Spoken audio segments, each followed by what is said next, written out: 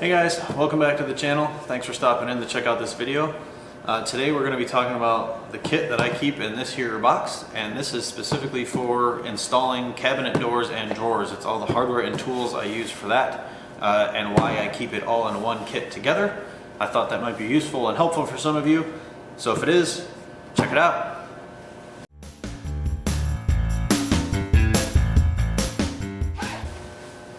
Before I get too deep into this one, I did want to mention there is another video I did on my basic hardware kit, so mainly screws, but the boxes I carry and what I carry and why, so make sure you check that video out too. That could be very helpful and very much in the same sort of genre of stuff we're talking about, so check that one out too. Alright, so first thing on this one, let's talk about the case. Obviously it is a Milwaukee pack-out case. I like this one a lot for this purpose. In this case, I do want this to lock in with my other sets to come to and from a job, or just to be in the shop like it is now. And for the size of it, it fits what I want it to fit in here perfectly. So it works very well for me and fits in with my current kit. You could do the same thing with any brand. It's just, this works for me. So I wanted to cover that first.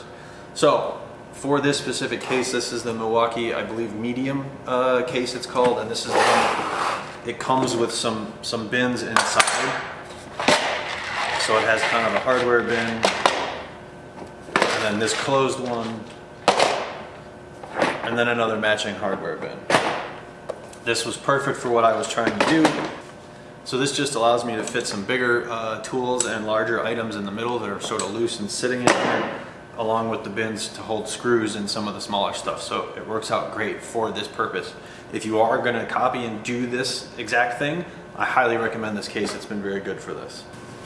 All right, before we get too deep, I do want to mention in the description below, I've put a link to just a form that you can download for free. It's right on my website that just has a list of everything in here. In almost every case, I put where I get it from if it's relevant, so you can find it too if you want to. But that way, if you don't feel like watching this whole video, which is a lot of me talking, then you can just go download the form. Okay, let's get into what's in here. So let's start with hardware. So I keep a number of different screws in here. Again, keep in mind this is specific to cabinet doors and drawers. So you're installing doors and you're putting drawers in place, so that's drawer slides. You're also putting drawer fronts onto those drawer boxes. So only a couple sizes. I have 8 by 3/4 inch screws that get used for mounting drawer slides. Those will generally work for both undermount and side mounts, though side mounts don't really get used much anymore. Then I have, let's see, what are these ones? I have them all labeled, of course.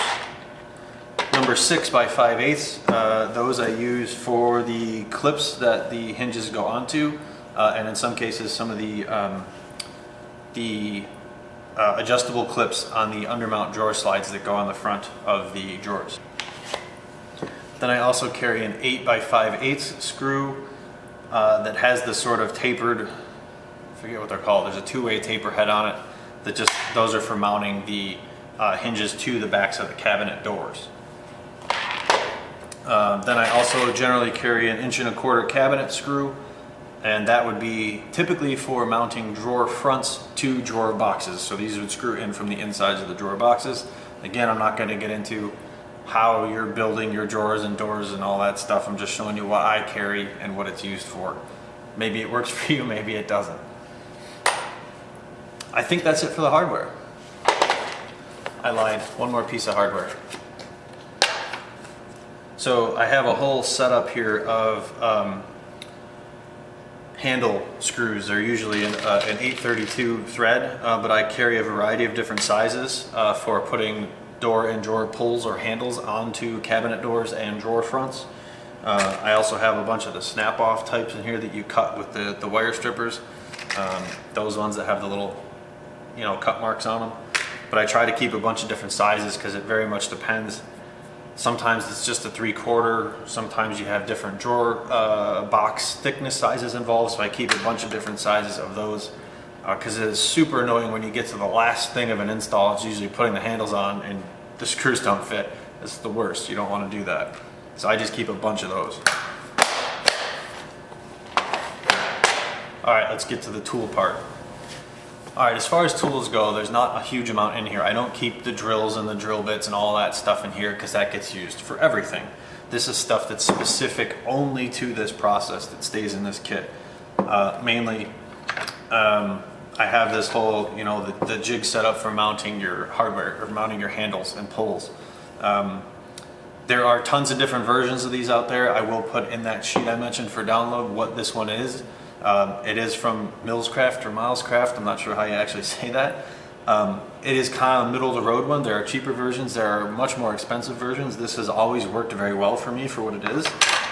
I don't see any reason to get anything more expensive. So that always works well for me. I have the little marking jig for marking where your clips go that the concealed hinges mount onto. So that's always in here. Always 2 rolls of tape. I have carpet tape. This is for sticking drawer fronts onto drawer boxes before I can screw them on. In those situations where maybe I don't know what the hardware is and I can't pre-drill the hardware to hold it with, or I just have to install it on site to get everything shimmed, I'll use carpet tape to hold the drawer fronts to the box before I can screw them in from the inside. And then the other one, just because anytime you're doing a pencil mark, sometimes when you're drilling, you want tape to mark things out, do layout work. I just always keep one of these in here so I don't have to go get it from somewhere else when I get to this point in the project. And I also have, this one's from FastCap. There are of course other versions out there, but this is an angled drilling jig for pre-drilling your drawer box. So if you're using shaker style drawer fronts, this helps you get the right angle hole drilled through your drawer front so you're catching the thick part of the drawer front and you're not drilling into the plywood or thin paneled center section, because that's not going to work. So this just helps keep that accurate. Super cheap little piece to keep in your kit. And then, believe it or not, yes, I still keep one of these Craig you know, concealed hinge drilling kits in here, mainly because most of my doors are manufactured off site, so most of the time I'm not drilling those holes. They come bored already. In the cases where I do need to do it, it's only a couple at a time, so I just keep that cheap little thing in here because I can transport it and take it with me and it's easy. I do have a couple of just scrap blocks of wood I keep in here. That's for when you're drilling your holes for your handles. You don't blow out the back side of the panel. And I always have shims in part of my other kit, but I do keep some 1/8 inch long wood shims in here that I make just for aligning drawer fronts. If you're doing multiple drawer fronts, especially inset, these help keep everything sort of squared up in place before you mount them. Yeah, that's it. That's the whole kit. So it's pretty simple, not much to it, but having all this stuff in one place, I found saves me a lot of time because I'm not running around looking for it. I always keep the hardware stock, so I know I'm not going to run out of screws. And again, I use this both in the shop and on the job site. Whenever I'm working doors and drawers, this comes out, everything's right there. I don't have to think about it.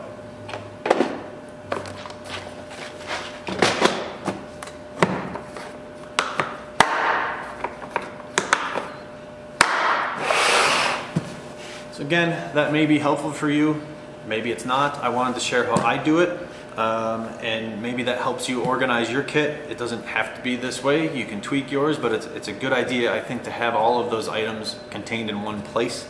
Again, both in shop and on the job site. It just saves me a lot of time.